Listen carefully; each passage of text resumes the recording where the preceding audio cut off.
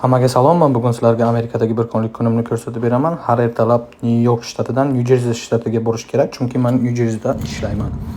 Bu menga taxminan yo'lga 35 daqiqa va $24 tushadi. $24 bu yo'l haqqi. Har ertalab Dunkin'dan bitta ice coffee olib ishga yo'l bo'lsangiz, men diler bo'lib ishlayman. 300 ga yaqin mashinalarimiz bor. Kimga qanaqa mashina kerak bo'lsa, bugunga meni ikkita appointmentim bor.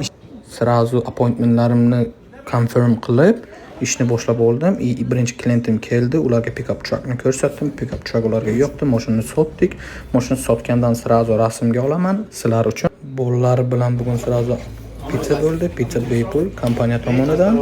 Pizzani yeb olib, sirazu ikkinchi klientimni ko'rdim. Mashina yoqdi bunga ham Lexusni sotdik, rasm oldik. Agar sizlarga Amerika qiziq bo'lsa, albatta kommentariy qoldiring.